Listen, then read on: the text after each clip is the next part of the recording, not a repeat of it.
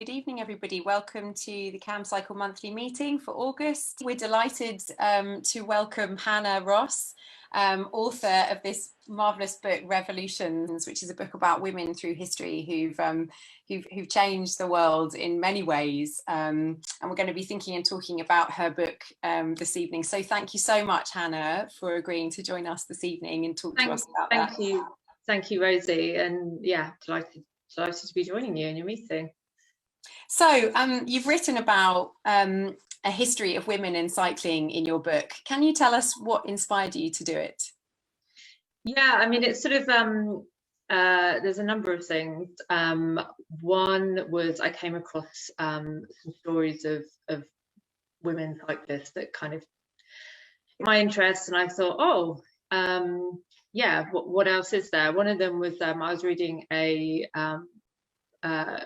biography of Rosamund De Beaux, and in it there was a mention of her learning to ride a bike during the Second World War, and how much she loved it, and how she used to spend her summers during the war doing cycle touring. And I just found that so fascinating. One of the most the greatest thinkers, one of the greatest thinkers of the 20th century, a feminist who just absolutely loved cycling. So I started reading her diaries and her letters where she talks about it, talks about all those journeys, and she really, really did love cycling. And obviously I knew other stories like Dervla Murphy, the Irish cyclist who cycled from Ireland to Delhi in the 60s, and recent stories as well. But another thing that became interesting to me was that my great-grandfather was a very keen cyclist in the 1890s, and he competed at Herne Hill Velodrome regularly. And I became interested in whether there were women racing at that time as well.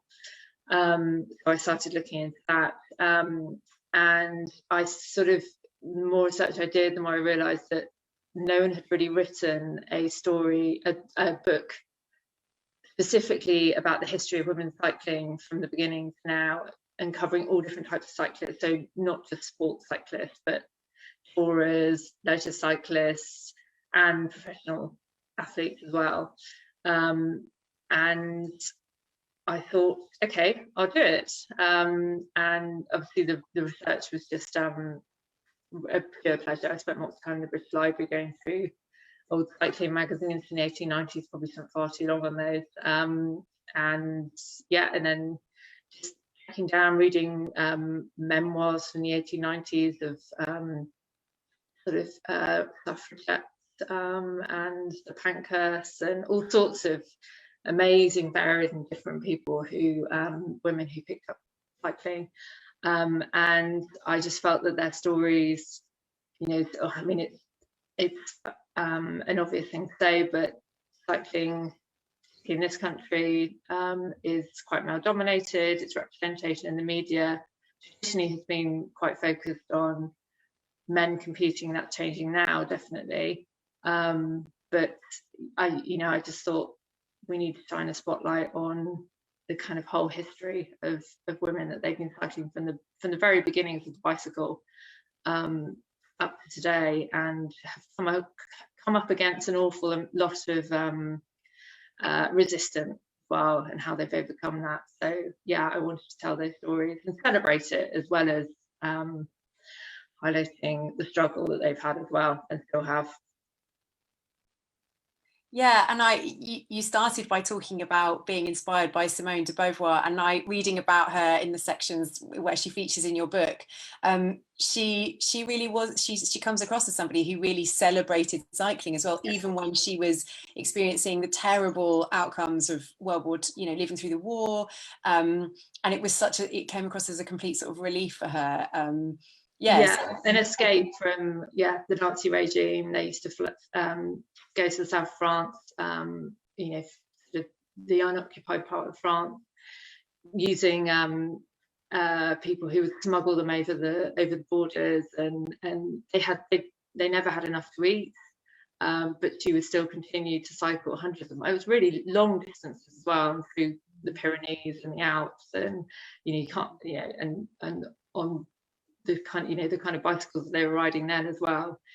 It's really extraordinary, and kind of unimaginable, and forcing Jean-Paul Sartre to go with her each time, to the point where he faints and has to stay in bed for a week. Yeah, she definitely comes across as the real tour de force there, doesn't she? And a terrible accident in the Alps where she manages to lose a tooth and embed it somewhere else in her face and find it several days later, but still carries on cycling. Yeah, such an inspiration, the grit that she had, clearly. Yeah, and thinking about that, I mean, you touched on this a few times in your response to that, you know, what inspired you in the first place, but the book itself opens with this image of it's a female cyclist effigy in Cambridge's Market Square, and in fact we've got an image of that. Roxanne, I wonder if you can share that for everybody to see, and it's a great image to start the book, and obviously people reading in Cambridge will be immediately hooked by it. It's a wonderful image, a female cyclist effigy, symbolizing the sort of new woman and, you know, gender equality, cycling boom, lots and lots of things happening when this image was taken. And Hannah, I wonder if you can talk to us a bit about where that image came from and why you wanted to open with it. Yeah, so the book opens and ends actually in Cambridge. We'll talk about the end probably a bit later, but yes, I became really interested in this this image and this incident, of which this image comes from. I think I heard Mary Beard talking about it on the radio, and another cycling historian called Sheila Hanlon has written about it. And it just so perfectly captures that kind of intersection of feminism and the sort of growing movement, particularly in the 1890s, as we moved into kind of the suffragettes, you know, coming together in the following decade, and just this idea, this concept of the new woman. This was a protest by male students at Cambridge University. At this time, women were allowed to study at the university, but they weren't able to receive full degrees. So they could study, but they couldn't technically graduate, which is a strange technicality, and obviously utterly ludicrous. And the female students, understandably, were urging the university authorities to allow them to graduate and have, you know, the same rights as the male students. And the male students, unanimously, it seems, were absolutely outraged by this proposal, and they turned out in their thousands. I think ex-students trains up from London. I think they had to put on extra trains for them because it was so unpopular. They so did not want these women to get degrees. They so didn't want to share their privileges and the space of the university with women. I mean, it's kind of really shocking to think of now. But new woman, briefly, the idea behind it, I mean, this was a phrase that was kind of coined in the 1890s, and it was about the type of woman who she's rejecting the stereotype of sort of Victorian femininity, which is, you know, you must stay in the house, you're fragile, you're not suited to education. That's if you're middle class, you're not suited to education or work, or, you know, you stay in the home, you restrict yourself to the domestic sphere, you wear clothes that are ultimately keeping you there as well, long skirts, big petticoats, keeping you in one place. And the new woman was essentially a feminist who wanted the same privileges as men, to be able to vote, to have economic, social, political rights, which women had very few of at that time. And this period, this movement, as I said, intersected with what is now called the cycling boom, which was a period where cycling was phenomenally popular. This is the 1890s, where, you know, late 1880s, early 1890s, when, you know, there were no cars. This incredibly novel, amazing machine had been invented, and it was giving people freedoms and experiences that they'd never had before.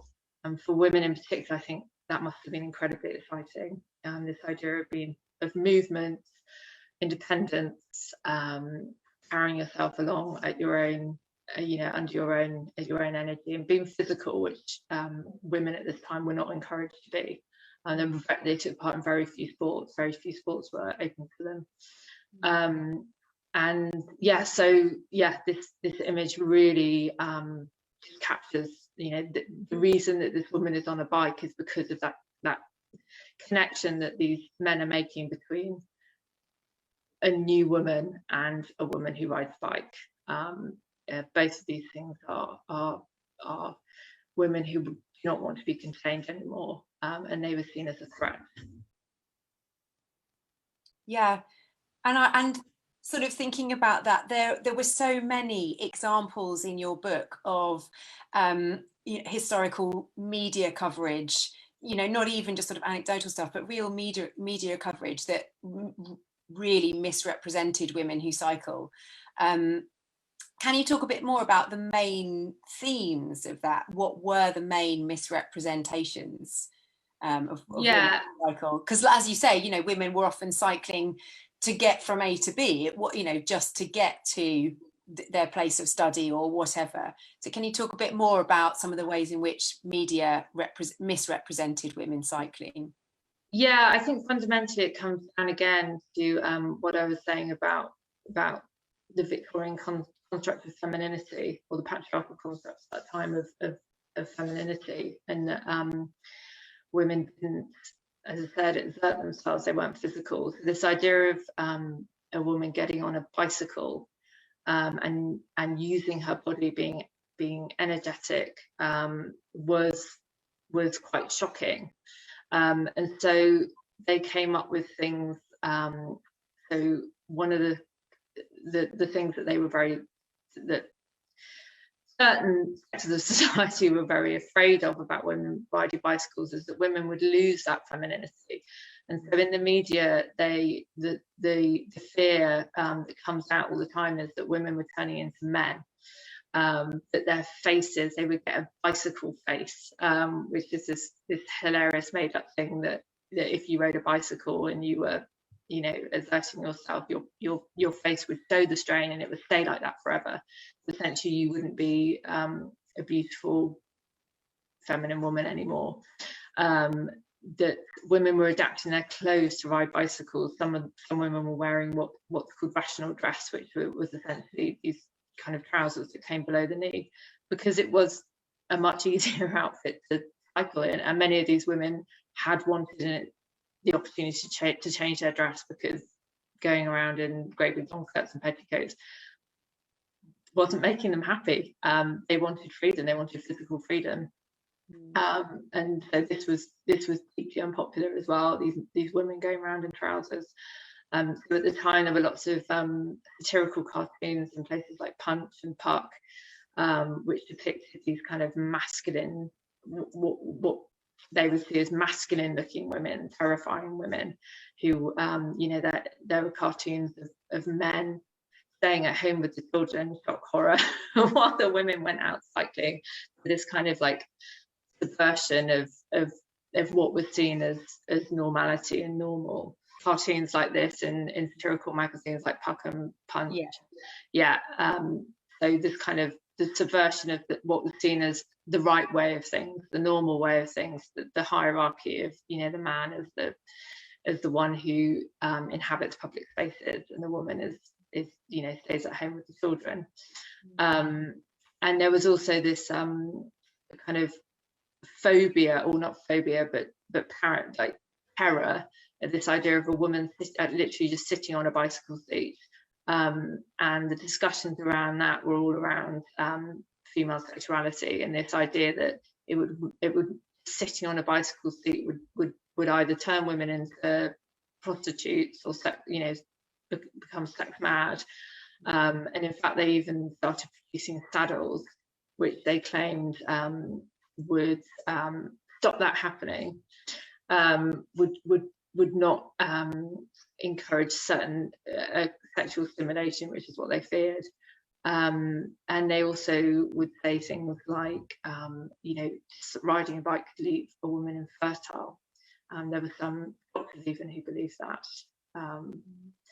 So yeah, I mean, they're sort of they were throwing all sorts of everything basically at women to try and discourage them from getting on a bike. And the really pervasive theme there is this insidious connection between bicycling women and disruptive behaviour that was going to be very damaging to everybody. And I Which wonder, is what I celebrate, basically. It's women who didn't do what they were told.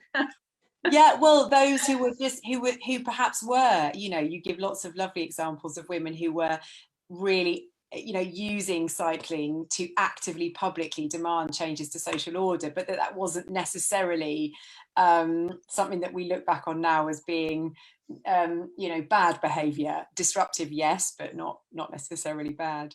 And I mean, having sort of spent a lot of time thinking about those examples, to what extent do you think that this is still an issue here in the UK, in the Western world, throughout the world? Is cycling still a successful way for women to be challenging the status quo in their own, geographical context? In West, yeah, I think it is. If you go to the Netherlands and Germany, where it's 60% of cyclists are women, maybe perhaps less so, and in Cambridge even, where, as I said before, I ended the book because it was a city where it's an almost equal split, I think, which is not the same in the rest of the UK. But otherwise, yeah, we still, there are still obstacles. I mean, it's changed really.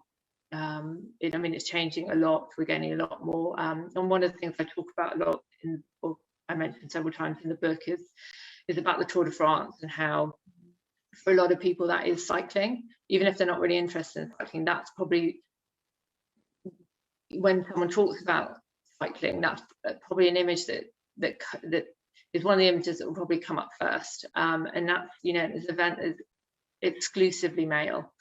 There is still no women's Tour de France, and so that just, I think that really symbolises that there is still a long way to go, and it's it's all about, as with all these things, about representation, which is partly what this book is about. It's putting these stories out there, showing that there are these women, and there always have been, despite the stories, the narrative that kind of dominates about the history of cycling, that actually it's much more varied than that.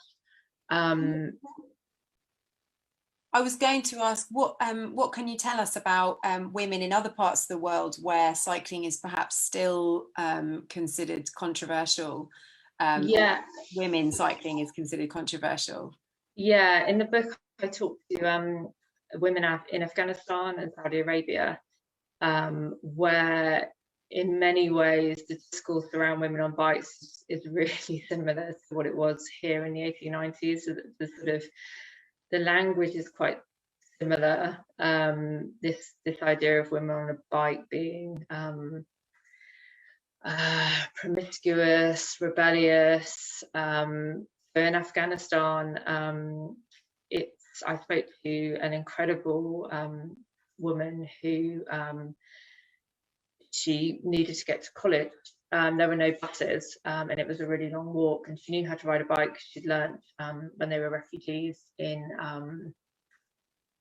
Iran, I think, and they had come back to Afghanistan, and she decided, I'm just going to ride a bike. That's what the boys do. I'm going to do it too.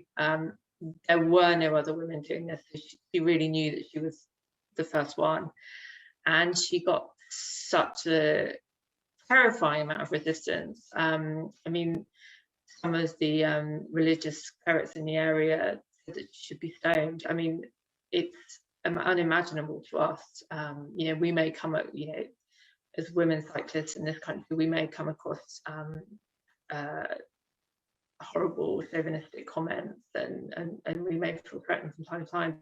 to have the religious community, you know, your establishment community saying that you should be stoned is really something else. But she carried on, and as soon as she did, other women wanted to join her, which is incredible. And so she started a cycling club where she taught other girls and women to ride. They started doing races. She's really phenomenal. And then I also talked to women in Saudi Arabia, where up until 2013 it had actually been completely prohibited for women to ride a bike at all. And they did change the law, but the law's quite interesting wording, in that you can ride a bike if you're a woman, but you can't use it to get anywhere. You can cycle around the park, you can cycle on the beachfront, but for the idea of going to A and A to B is, I think, discouraged. Yeah, nothing public. This is okay behind closed doors. One sort of moving slightly away from that a little bit, one of the things that I enjoyed the most was this lovely image that you created of 19th century sort of society cyclists.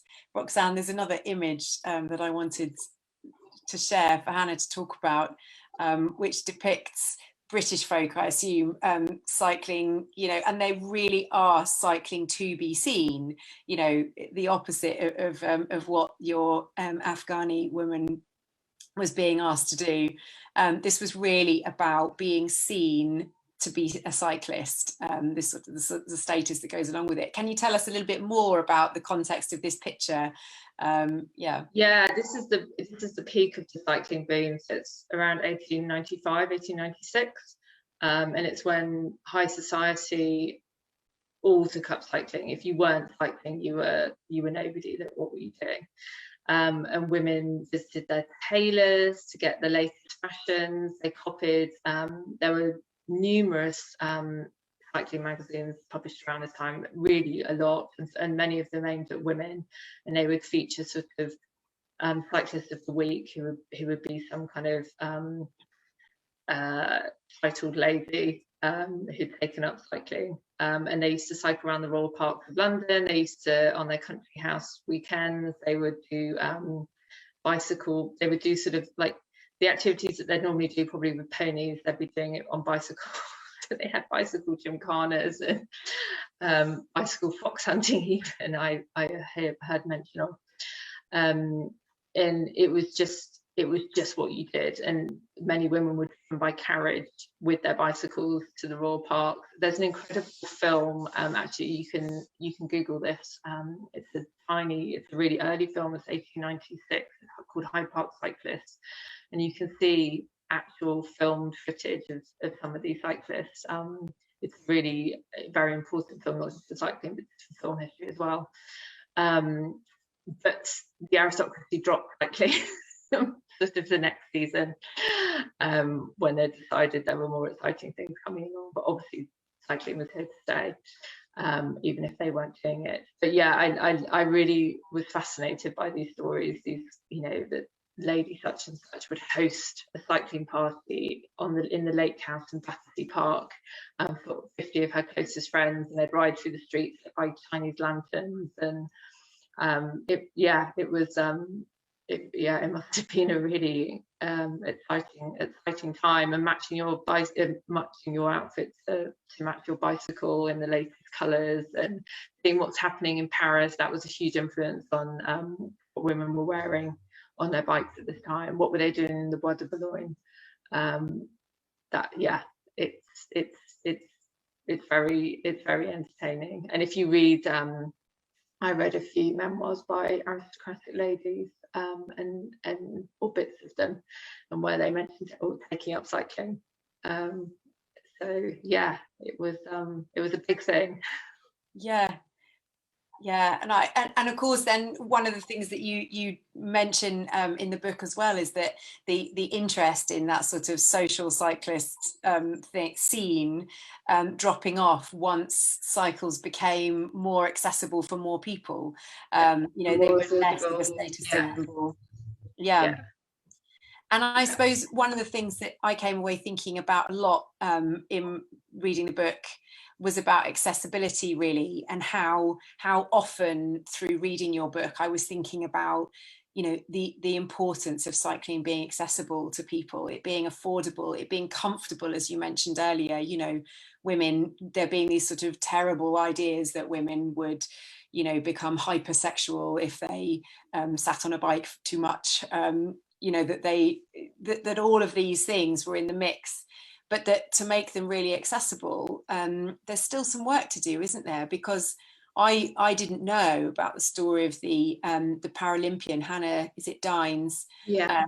Who a couple of years ago underwent surgery on her vulva due to trauma, from sort of hours and hours of sitting in this position on a bike. And I wondered, you know, reading about this now, when you look at bikes, do you think, you know, there are still these design issues that make cycling less accessible for women in particular? What would you, is there anything that you look at them and think, I would change this on bikes now to make it better for women? That's a really tricky question, because the other side of that is this thing of telling women that they have to have something different, and when they don't, and often charging them more money for it as well.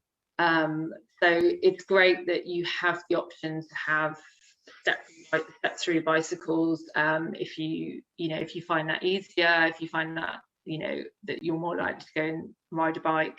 But this I suppose this idea that there's a distinction between men's and women's bikes, I think, can be a bit misleading, but certainly in terms of specialist equipment, and things designed to fit better women physically. So for instance, bicycle seats, where clearly the bicycle companies have decided there's just not enough money, well, wrongly probably, they've decided that, oh, it's not worth the time, because men are really our big spenders and our target markets. Let's put all the money into that. And you know, it's like a few years ago, it was very hard to get any women's cycling clothes that weren't, I mean, more than a few years ago, that weren't just hideous and pink and sort of very poorly designed, I felt. But that's definitely changing. There's a lot more choice now. It's not 50-50, but it's getting there. Mm-hmm. But it's I mean, this won't be I won't be certainly the first person to say this at your group, but it's not really about the bicycles, it's about the infrastructure. So accessibility to bicycles is obviously hugely important, but it's getting women on bikes, it's about making it safe. And you make that point really clearly, that safety is, you know, the number one reason that people don't get on bikes. But for women in particular, a very close second is their sense of how they look and when they're on a bike and how they may be judged. And of course, you see that through, you know, so many of your historical examples, that women, were sort of battling against that constantly. I think we've got some questions now, Hannah, coming in from people who are watching. So I'm going to sort of take a break from pursuing my own things that I would like to hear from you. And there's just a comment here from Simon through Facebook saying that in his time, he's one of our longest standing members and cycles regularly. He says, in my time, I've also seen stories about how men can lose their virility from too much cycling. Again, sort of associations with the saddle. So it's not just, is it? Yeah. I know, I've seen that research as well. He's also drawing our attention to something in the National Cycle Museum in Wales. I don't know if you've been, Hannah, where they have a lady front tandem, because it was felt that although women should go first, they should not be permitted to steer. So the bike had steering by the sofa. That's amazing. Oh, I wish I'd put that in the book. another perfect sort of image addiction to exemplify all the things that you're, highlighting. That's incredible. Yeah. There's a further comment, and I don't know if it's from Roxanne actually, but certainly coming in saying that it seems to be that until recently women's bikes and accessories have been more about marketing and aesthetics rather than function and fit where it mattered. What are your thoughts about that? Because as you say, the market has changed. We saw your book talks about lots of examples of women really adapting current fashion to make it work. For work well for cycling, but it's still being focused on, getting off the bike and still being able to produce this skirt that you were supposed to be wearing.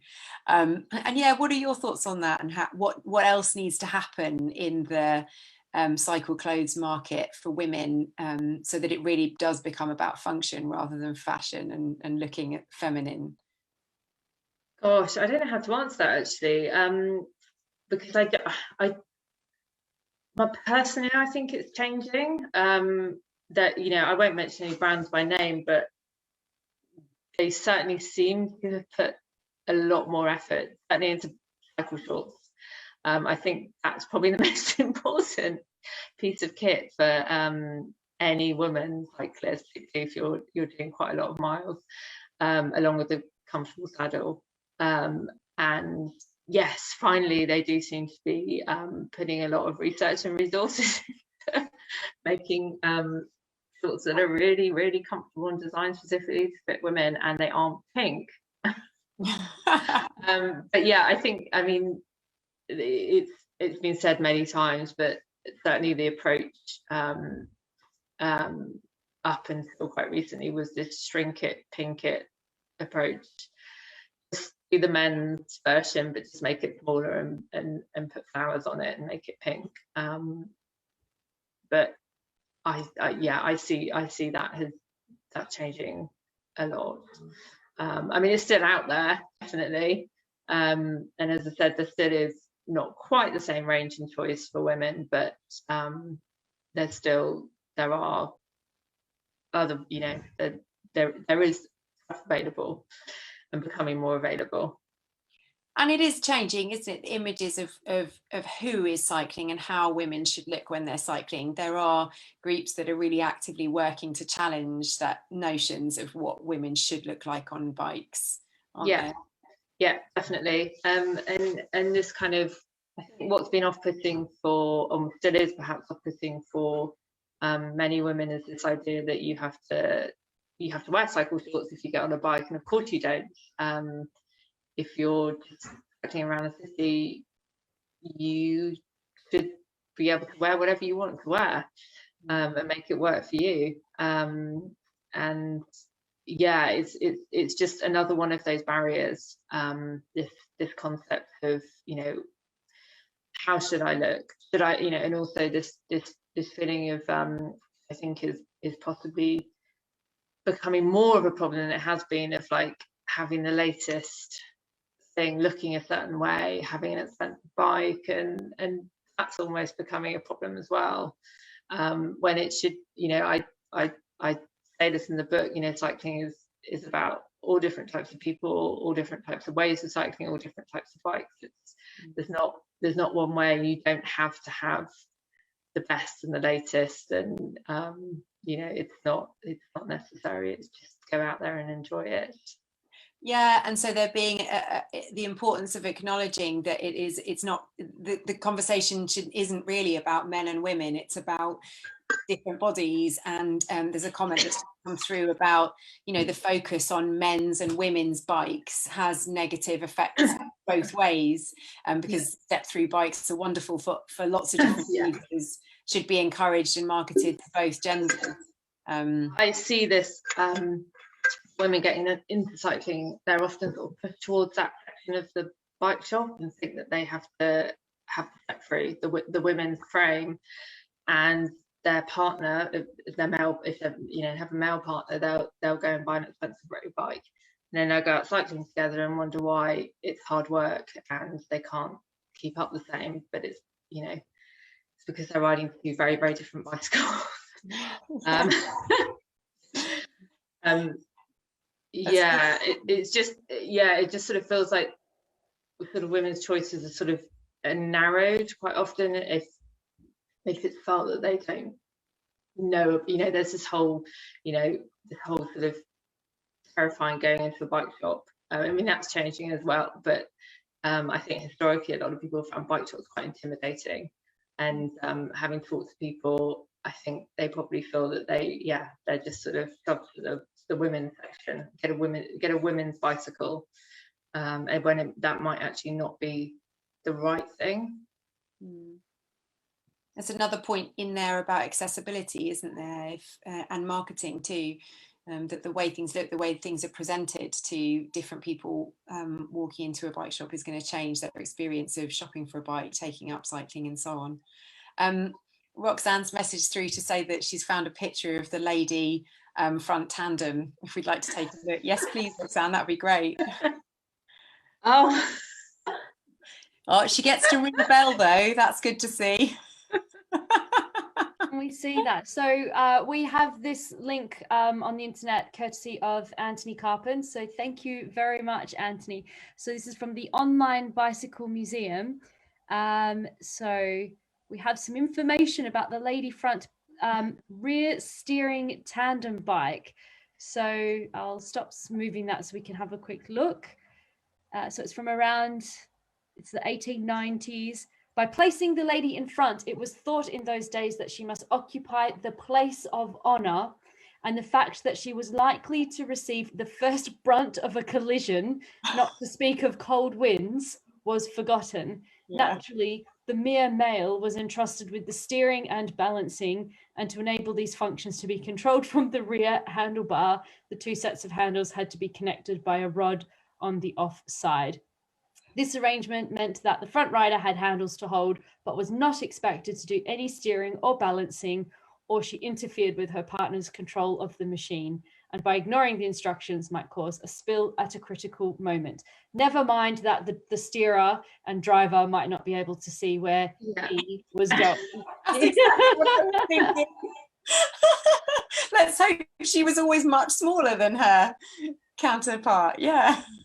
I was also looking for this image and found something from the 1950s as well, where I'm not sure if the rear provided the steering, but it had that step through front for the girl on the front of this children's tandem bike from the 1950s. So these sort of stereotypes persisted. But thank you, Simon and Anthony. What a fabulous little on-the-spot history lesson. Yeah. Yeah, thanks so much for those images. I just feel so lucky to have been allowed to just pick up my hand-me-down big brothers bikes and not had to go through the agony of experiencing what I ought to be cycling versus just what was available for anyone. And I think one of the things that I wanted to ask you a bit about, Hannah, was the structure actually of how you put the book together in the end, because obviously in arranging any book like this, you have to make some decisions about what to put in, where to put it in, and so on. And you've got it's organized into 4 parts. You've got the emergence of the bicycle and early participants.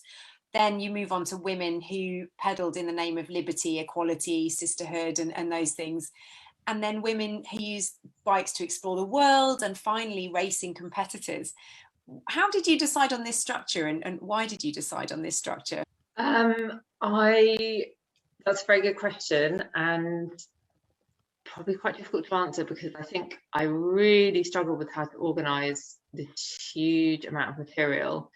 As I said, I wanted to look at all different types of cyclists. So I didn't want to focus on one particular cyclist. I wanted to make it inclusive and represent the kind of a wide view of women's cycling history. But the 1890, that early period, is so important and so kind of formative, that needed its own, is a kind of it's almost an establishing section for the rest of the book. That's kind of the reference point for everything else that follows. So that's why it got you know, such a big part all to itself. And then yes, it's, yeah, and I wanted to focus on that, the idea of disruption. So that was the kind of the second section, and they're predominantly not cyclists who were racing or doing much cycling that was what, you know, would be considered kind of really serious cycling. They were just doing it because they wanted to, but they also happened to be challenging stereotypes and prejudices, and that ranges from, you know, right from the beginning to current. To I think the most recent is these women activists cycling in Los Angeles, this group of Latino women, and I wanted a whole section on touring because there's so much to say. Particularly, I was particularly fascinated by Victorian women tourers who did these huge, enormous bike rides in the 1890s, and I found quite a lot about them because they wrote books or journals which are accessible, and that was really fascinating. And then talking about people like Devla Murphy, and I went to interview her as well, and then some of the around the world record-breaking cyclists as well, like Jenny Graham, and then obviously competition cycling is a hugely important part of cycling and cycling history. So I wanted to represent that story right from the very beginning as well, and up until today, where people are still fighting for equality and pay and media coverage and opportunities. But it's thankfully getting better. Yeah. But probably my personal interest is probably in the long distance cyclists. That's probably my favourite. And I was thinking as well, given what we're living through at the moment with the Olympics in Tokyo, you know, that your book was written pre this, albeit only just, and that, you know, had you still been writing, who would you want to be including in the little time frame since finishing your book until now? I mean, obviously we've got that example of Charlotte, what's her surname, Worthington, who won the BMX gold, you know, not only with this big win, but the fact that she had sort of failed on her first attempt and then had got back up and done the 360 backflip and what to win. And I wondered if there was anybody like her or somebody else who you'd like to include if you were still writing now. Oh gosh. Sorry, really, just to put you on the spot. I don't know, actually. I don't know that there. I mean, yes, there are probably lots of people that I missed. I mean, yeah, that the kind of the really contemporary cyclist is quite whistle stop. So I did an interview with Lizzie Danan, who's a road cyclist, and some people from the mountain biking community as well.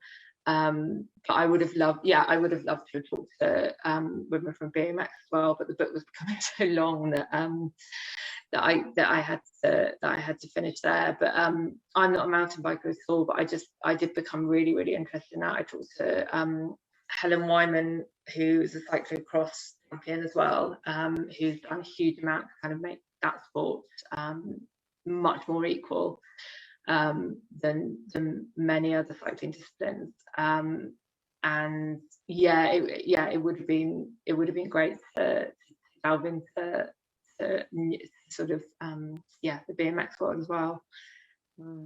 But as you say, I mean, there were people that you had to exclude, but ultimately the book is a celebration of lots of brilliant women cycling, and the fact that there were too many to mention is something else to celebrate ultimately, isn't it? Yeah. I think there's a sort of final quote that I wanted to go back to in the book, which I loved. It's a lovely quote that you've included from the 1900 US Census Bureau, and it says few articles ever used by man, unfortunate, have created so great a revolution in social conditions as the bicycle. I mean, unfortunate, aside from the unfortunate emphasis on man, this is really significant praise for the bike. And I wondered, do you have any sense of any future such revolutions which might be brought about by cycling?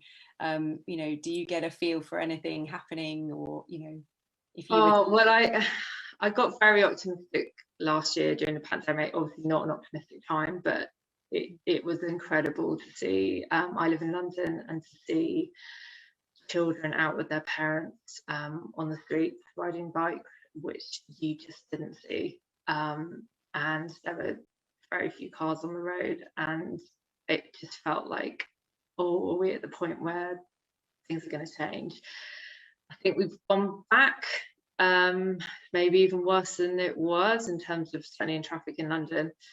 But there's lots happening. I think e-bikes are, I mentioned that in the book, I think potentially could really revolutionise cycling for a lot of people. And there's a sort of will for, I don't want to say anything positive about the government, but there has been some investment, a small amount of investment. I knew lots of people who picked up cycling in the last year. Well, I don't know if all of them are still doing it. I don't think they are. There are more bicycle lanes in London. I think the potential is there. It's always there, but it's within reach. People are understanding. I mean, climate change is happening. We're heading towards a catastrophe.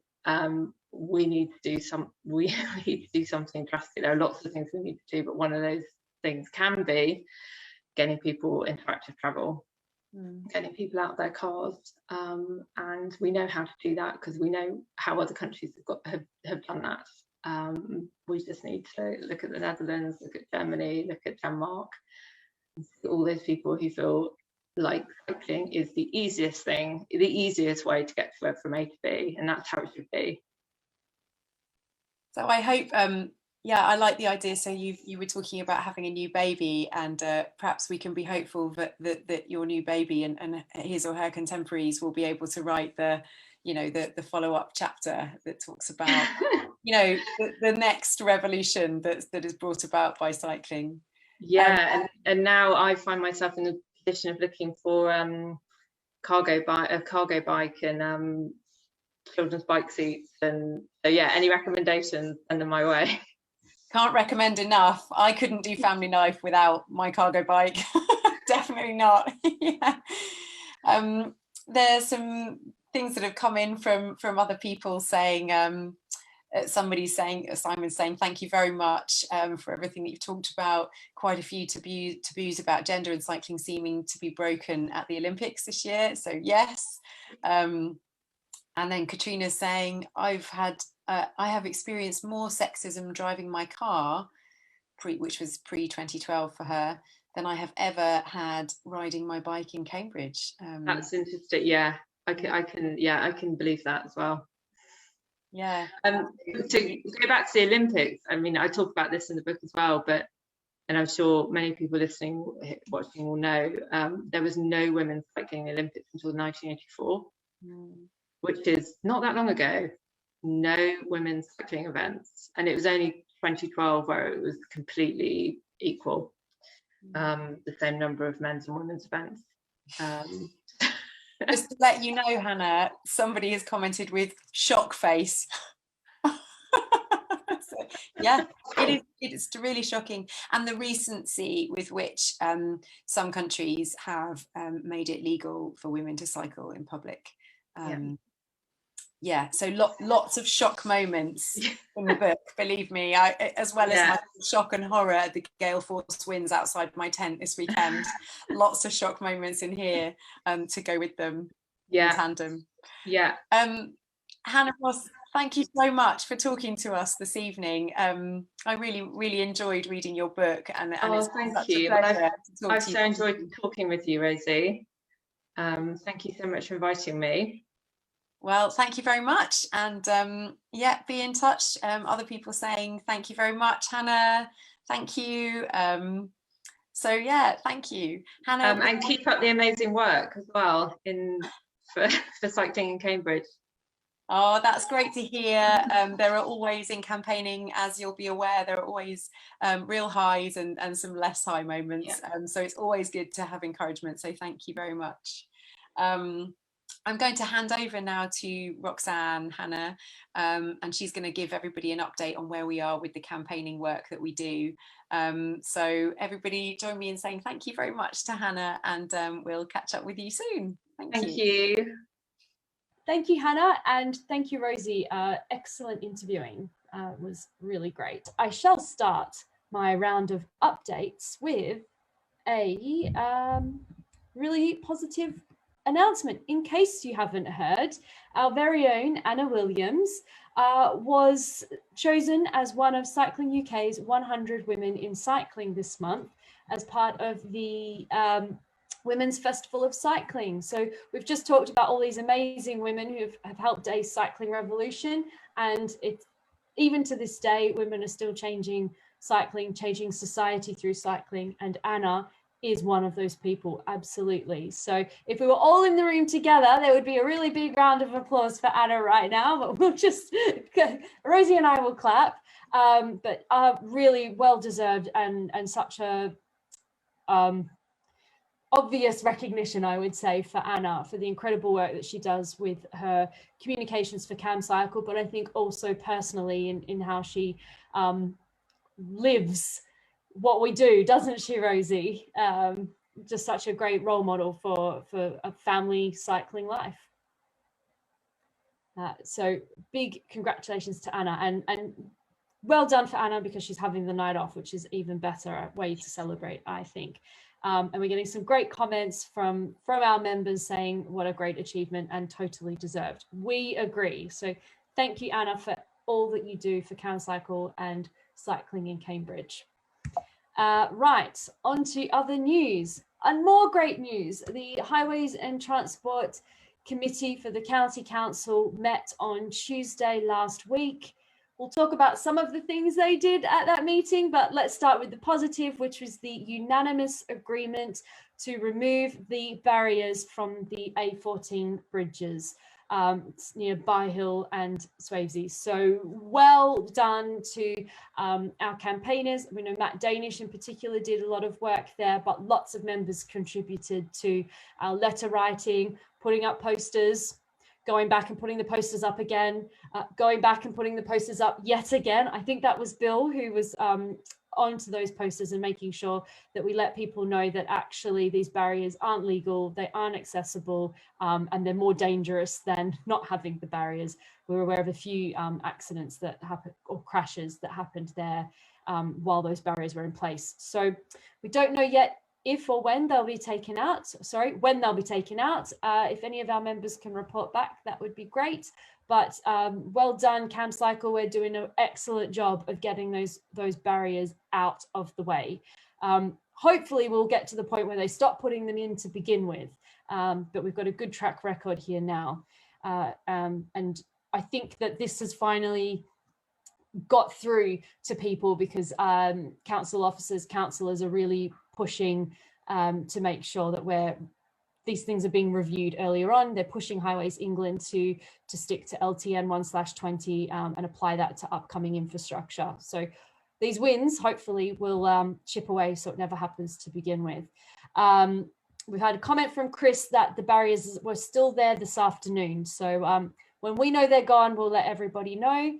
And I believe Simon is saying that LTN 1/20 was fundamental. I think that's what you mean, Simon. And yes, aren't we so pleased we now have that guidance.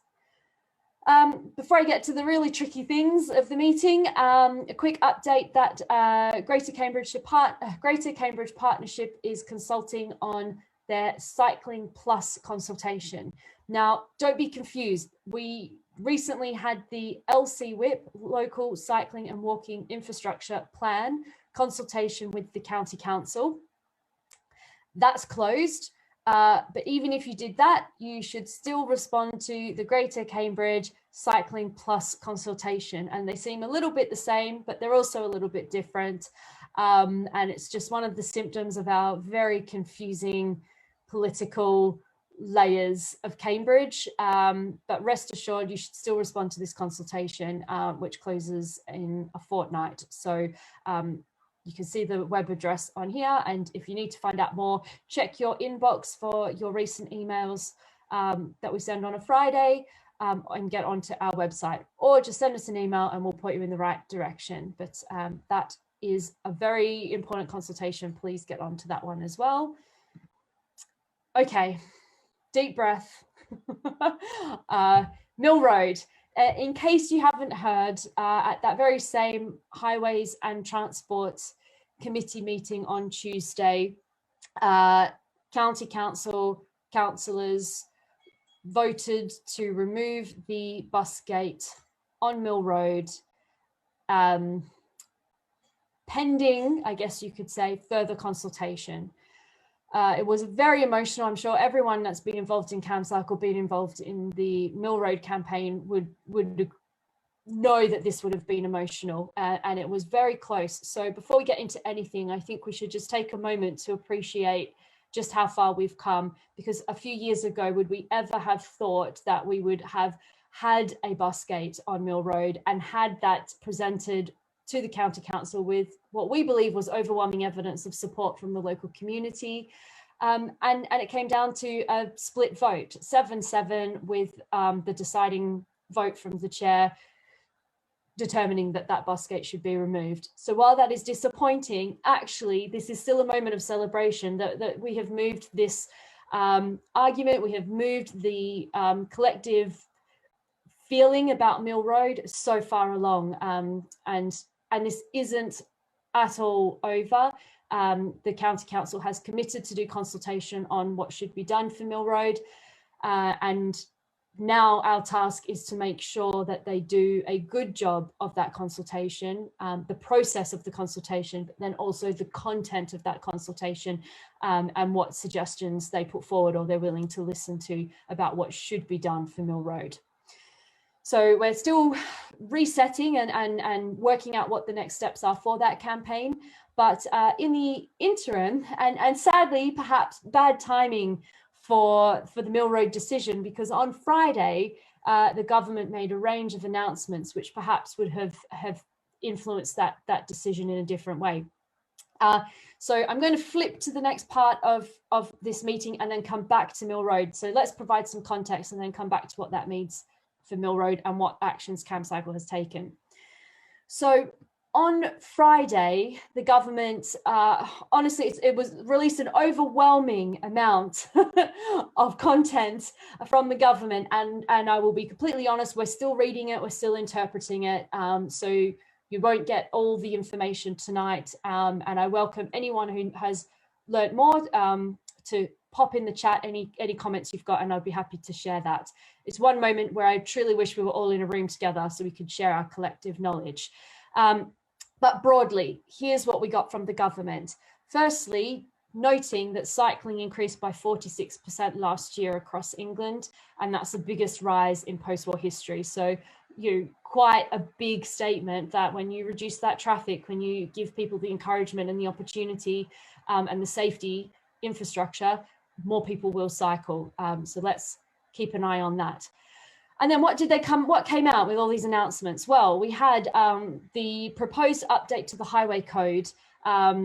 So we haven't seen the actual text of the highway code, but the government did show their consultation and say what from that consultation we can expect to see in the highway code when it's released later in this year.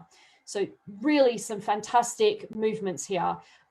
We shall have the introduction of the hierarchy of road users to ensure that those who can do the greatest harm, so the bigger the vehicle, the faster the speed, they should have the greatest responsibility to reduce the danger or threat they may pose to others. For example, more vulnerable road users, people walking, people cycling. So this is something we've asked for a long time. How this will be applied, how long it will take for this to be understood by the public is still to be determined, but absolutely this is a start now.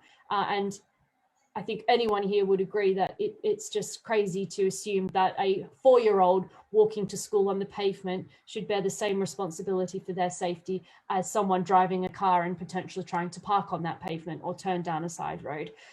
So really a good step in the right direction there. Does it go as far as presumed liability? I don't think so, but perhaps we'll get there. Right, also we have a clarification of the existing rules on pedestrian priority on pavements to advise that drivers and riders should give way to pedestrians crossing or waiting to cross the road. So in theory, at the moment, if you have stepped onto the road, you have priority over a car that might be coming from that side road. But we know in practice that it just doesn't work that way. And I had an awful incident not long ago on Mill Road where I had someone get extremely abusive because I didn't leap out of the way of their car when they wanted to come out of a side road.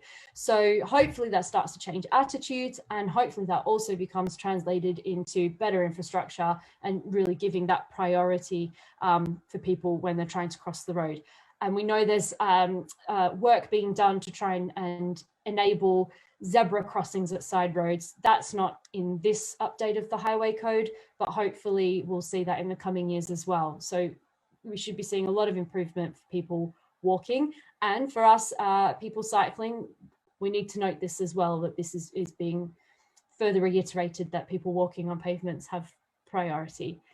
Another one change is guidance on cyclist priority at junctions to advise drivers to give priority when traveling straight ahead. Now, we had a talk, oh gosh, probably a few years ago, and the slogan has literally just leapt from my mind, but it was about, we had Phil Jones, and who did work with Chris Boardman about ensuring that the UK could get some clarity over very confusing rules in this situation. And we now see this in the highway code, which means that if you are cycling straight along the road and a car is next to you and wants to turn left, they must wait for you to finish your journey before that car can turn left. So really we're stopping those close, not a close pass, but that, you know, getting cut off when someone's trying to turn in front of you. Again, let's see how long it takes for that to sink in, but excellent to see that priority. And I hope that that makes a change with what infrastructure could be put in as well, or willingness of local authorities to put that infrastructure in. The final point is establishing guidance on safe passing distances and speeds when overtaking cyclists and horse riders. Well, yes, absolutely. That would be great. So that is just the highlights of what we can expect in the highway code as announced by the government on Friday. Hope if you can go on the website, there's a lot more detail there. We should see what comes out in the highway code later. And of course, we'll be seeking to get someone to come in and do a talk to really explain to us what has changed. Thank you, Simon. Simon has provided clarity. Left hook was what I was looking for. As I said, I'm a bit tired tonight. I can't quite think about all the words I want. Excellent. So back to the rest of what the government announced. There was a paper of evidence on the impact of COVID on cycling. I haven't looked at that yet. I hope that we'll get that in the magazine.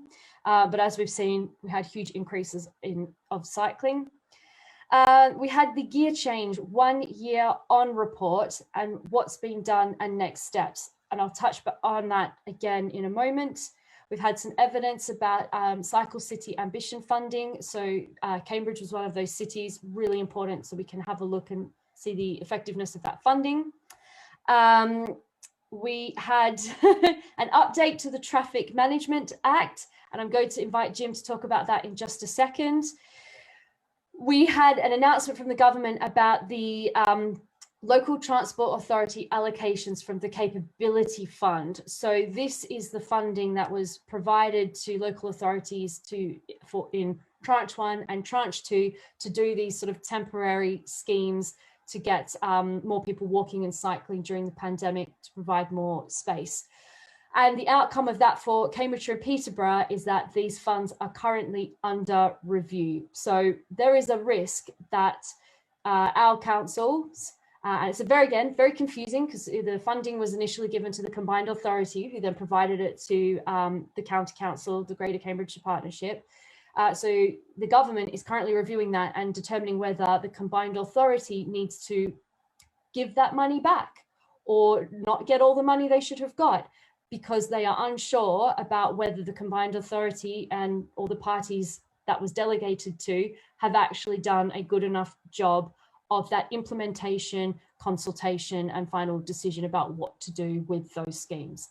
That includes Mill Road, and we'll touch on that in a moment. But at the not doing this properly has now put funding at risk. We'll find out what the government decides to do about that soon. Perhaps they're giving the combined authority a chance to improve very quickly. That also came with a letter to local authority leaders saying that the premature removal of schemes carries implication for the management of public money. So very strongly worded letter from Chris Heaton Harris, Secretary of State for Transport, I believe. So what I just feel like I've said a lot there. What are the implications? Let's go back to Mill Road. So the Gear Change 1 year on report had some very strong words about making sure schemes are managed properly. The government has stated, we will discourage the weakening or removal of schemes without proper evidence and require full consultation that fairly reflects local views. Also saying we will reduce funding to councils which do not take active travel seriously, particularly in urban areas. So we've looked at this for Mill Road, and there's potentially a case that while the scheme was actually left in for a decent amount of time, it was 12 months, which is a lot longer than we've seen in other places. Did they do an adequate consultation during that time to determine whether that scheme should be removed or should remain? And that's something we think is potentially up for question. And was that evidence and the consultation done, was that used appropriately in making the decision to remove the bus gate? So with that in mind, we have written to Chris Heaton Harris, MP, to say, can you take a look at what's happened in Cambridge and provide some clarity about this situation? So that's the first step that we've made about Mill Road. We just want to make sure that the council, by doing this, hasn't put other funding at jeopardy. It needs to be looked at. So that's where we're at with Mill Road, and what the announcements on Friday, the implication of those. And if only we had those announcements before that decision was made on Tuesday, maybe things would have been a bit different. They may still change. So back to Mill Road. We've got these new announcements. We're reviewing what's happened on Mill Road based on this new information, calling for that to be looked at. And I believe there are other parties also calling for this to be looked at in a range of ways. But for us, the focus now needs to be on what makes a good consultation in the future, and what kinds of things should this consultation actually be looking at. And if you would like to get involved, please do get in touch. You can email us, you can get onto Cyclescape. I'm undoubtedly, we just need a moment to rest, but we'll be picking up our Mill Road campaigning very soon. Okay. I think we've all heard enough from me. I'm going to invite Jim Chisholm to jump on board and tell us what he knows about the Jim, I can't even remember what I'm talking about. The Traffic Management Act. Jim, please save me. I mean, you and Martin will know I could talk all night about the Traffic Management Act, but I won't. I've been involved in this sort of thing for over 40 years ago, because I was involved in looking at environmental restrictions for HGVs, where we looked about the environmental effects of HGVs and looked to places where experimental controls were put in and saw how effective they were. So I've you know, a long time ago, but also in 2004, the Traffic Management Act 2004 was passed in Parliament, but Part 6, which enabled civil enforcement for a number of minor moving vehicle offences, was not commenced. So although it had been passed through Parliament, it could not be enforced. And I've spent a lot of time since then writing letters, doing freedom of information requests, etc., with other people to try to get that enabled. The only moving vehicle offences which are currently available for civil enforcement are bus lanes and bus gates. And the traffic signs manual and the background documents give very few exceptions to what you can allow through a bus gate other than buses. So it does become quite difficult, and that's quite difficult. The exception list has to be very short. Otherwise, it is open to legal question, and somebody could say this isn't a bus gate, it's not enforceable. But fortunately for us, a lot of us have been putting pressure, especially since the pandemic, to get the regulations roughly aligned with those in London, where minor moving traffic offences are enforceable by civil enforcement. It's not the responsibility of the police, it is devolved to local authorities, and they can issue penalty charge notices. So in London, we have school streets and low traffic neighbourhoods with no motor vehicle entry signs, which can be enforced by the local authority. In Southwark, there are 2 that I have found, and there they actually have what's called a green list of vehicle registration numbers, for instance, for disabled people who can go through the enforcement cameras and not be issued with a ticket. So that's the issue in London. And what happened was that on the 28th of June, it was announced in Parliament that the Traffic Management Act Part 6 would be commenced for all those other mining offences outside London. So that means that now you could have a system like you have in London for school streets or for low traffic neighbourhoods, where you have a camera, you have a no motor vehicle thing, and then you can have an accept buses and authorised vehicles. But we can't have that until December. If we'd had that, perhaps if we'd had the knowledge, if the knowledge had been widespread beforehand, we might have been able to do that. And obviously we know that a lot of the issues over Mill Road have been about disabled access, even though the current scheme probably gives a significant number of people much better disabled access, because who would take their disabled buggy over Mill Road Bridge when you've got all the traffic on it?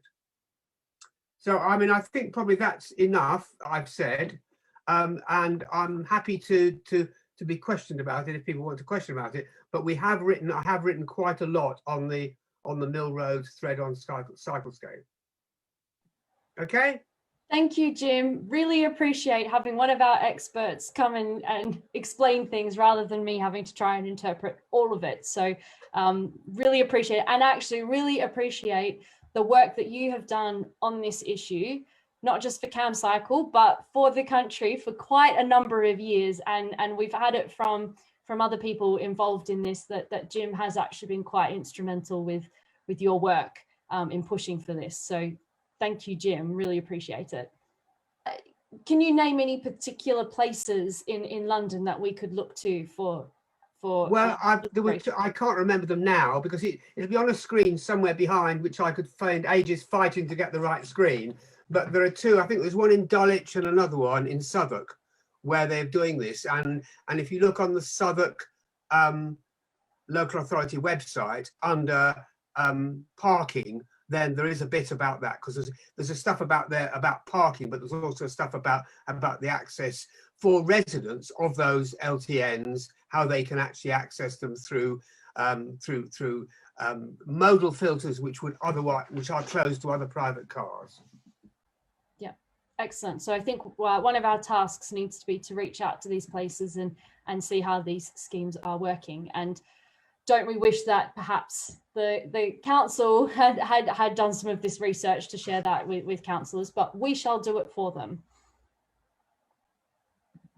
And Jim, we've had a hip hip hooray for you. So that's come through on the, no questions, just a hip hip hooray. So you'll just have to take that. Moving on to other topics. One of the things that really came out of Mill Road, I guess the two big issues that were held up against the bus gate were access for disabled people, blue badge holders, and the impact of traffic on other roads. And it's very clear that something we are lacking is a scheme for the area, for the region. So Camcycle is working on our ideas for what we think should be done for massive traffic reduction across Cambridge. And we're hoping that that will feed in to our response to the work that is being done by the Combined Authority and the Greater Cambridgeshire Partnership, or at least what we're expecting them to do. So if you'd like to get involved in our work, there's a discussion thread on Cyclescape at the moment, but also Rosamund at the moment is scheduling our next meeting for people who want to contribute to our work or our thinking around this. So we had one meeting a few weeks ago, and the first meeting was very much about, what everyone's expectations are, views are on this matter. And it was great to see representation from areas all around Cambridge with different motivations, different reasons. So we started to get why do we want to do this from the first meeting. The next meeting, what we're looking at is what possibly could be done. And we'll be starting by inviting everybody to share their favorite example or their inspiration from anywhere in the world, to see where has this kind of thing been done before, what worked, what do we like about it, and we'll start using that inspiration to develop our ideas for Cambridge. So if that sounds interesting, if you'd like to attend, if you'd like to speak, if you'd like to contribute in another way, watch this space. We'll be advertising the meeting date and time in our weekly update emails, or you can get in touch and we'll tell you more. Add to that, Roxanne, there's a doodle poll. If you're on Cyclescape, then please have a look on the Zero Carbon Streets or the post-COVID recovery Spaces to Breathe page. Any of those, the poll is up there, so that we can try and arrange a meeting when the most number of people can attend. Or if that fails, if you don't really use Cyclescape, then you can just send an email to contact@camcycle and .org.uk, and if you put it for the attention of me, then I can add you to that list and give you access to the poll too. Thanks. Thanks, Rosie. Excellent. And just a reminder that our magazine is out. We're fast approaching the deadline for the next magazine. So if you owe us some content and you haven't delivered it yet, here's your reminder. But also don't forget that this magazine is currently in circulation as well. Before we go to catch up, I just wanted to, off the cuff, mention to our members that Camcycle is starting to think about what next as we emerge from the pandemic and various forms of lockdown, social distancing, and basically being stuck in our houses and on Zoom. So would very much like to hear your views on what kind of events would you like us to be planning? How do you want monthly meetings to work in the future? Do you like them online? Do you want to keep them that way? Do you think we should do a hybrid? You just can't wait for us to do these things in person again? But we're starting from scratch in a way. So is the time and date, what would you like as a time and date? What kind of venue would you like us to use? Just really looking for that insight from our members as we start to make those plans. We're also starting to work on some social events. We'll probably stick with outside for the time being, but if you've got any thoughts on social events, please let us know. Keep an eye out for the dates that will be coming out in the weekly update and on social media soon. We're also starting to think about the Cambridge Festival of Cycling and what bike rides we might be able to do as part of that. It won't be the full festival. That ship has sailed. There is no time for us to organise a proper festival, but a few bike rides, we're hoping we can deliver that. And very excitingly, we are also starting to pick up our plans for the Reach Ride next year. So we're seeing these little glimmers of hope, but very much we want to do this at a pace and in a way that works for our members and our supporters. So if you've got any thoughts or feedback, please do share that. Any new ideas, would like to have that. So we've already had Simon sharing he still wants to stick with the first Tuesday and hybrid.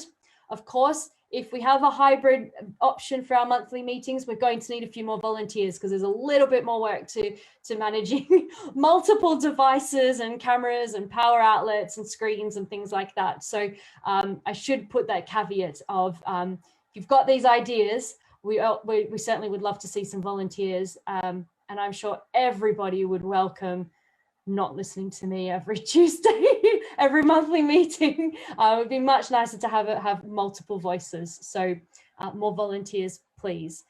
I'm sure there is plenty more that we should be talking about. It was an absolutely huge week last week, but I think we've probably had enough to try and think about. But I just want to say, a huge thank you to our Camcycle members and supporters who've done a huge amount of work to have some pretty remarkable outcomes last week. But actually, before I sign off, maybe a quick word about some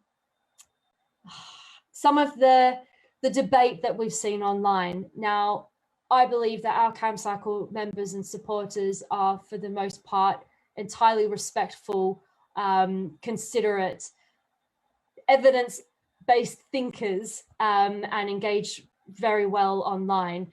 But we have seen some pretty nasty things happen, and we've had some pretty nasty stuff directed at Camcycle, and I will be frank, Camcycle staff, particularly me.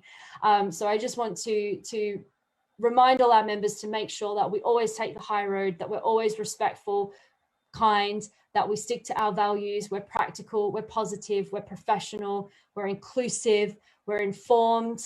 I've lost the last I, but there's another one there. Influential, and we remain influential by behaving according to our values. So please stick to that.